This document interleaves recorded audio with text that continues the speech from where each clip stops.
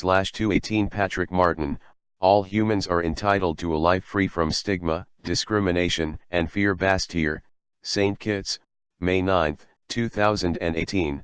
The Federation of St. Kitts and Nevis will be better served by non-judgmental communication about benefits and risks of the chemicals found in plants and medicines.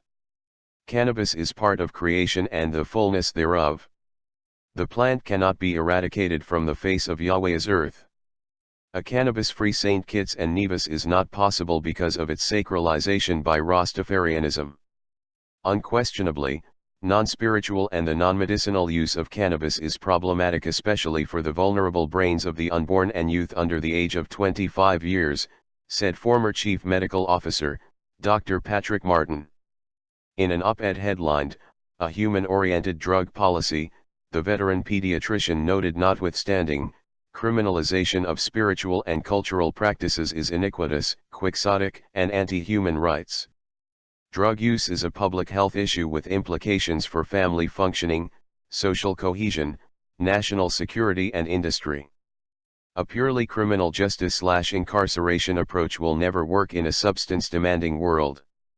There is need for comprehensive addiction treatment coupled with maximum effort to protect people against traffickers, predatory marketers, and inhaling smoke, said Dr. Martin, who is of the view that the Federation is ready for human-oriented drug policy. This is suggested by the overwhelming rejection of the most recent demonization and derision of cannabis-affected persons.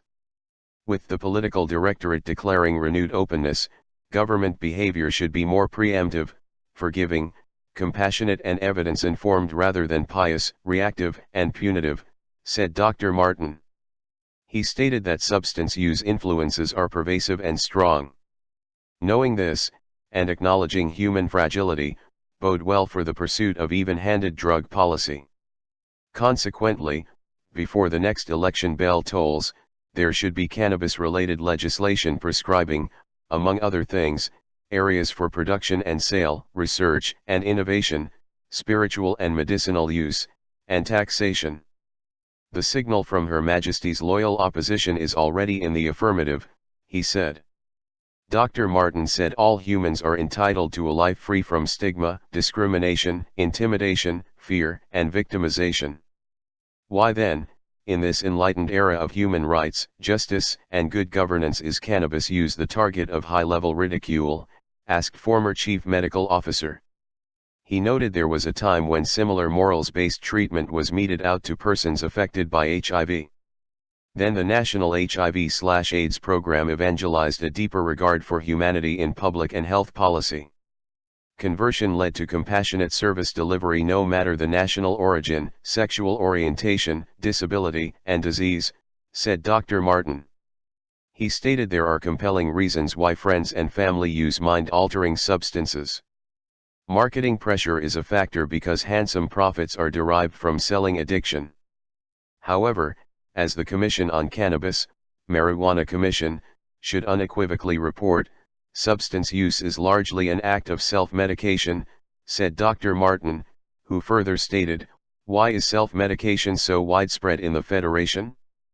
Chemical substances provide relief from emotional and physical traumas such as loss of a loved one, loss of a job, loss of a roof, or threats to the same.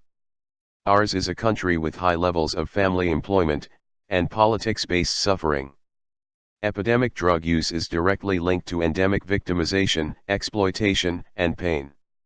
In the circumstances, holier-than-thou slurring has no place. According to Dr. Martin, generally, inappropriate use of any substance, natural or man-made, is a hazard to health. All levels of St. Kitts and Nevis society are weighed down by the overconsumption of junk food and sugar-sweetened beverages, and by the ill effects of dependence on alcohol, stimulants, and antidepressants, said Dr. Martin. Photo, Dr. Patrick Martin.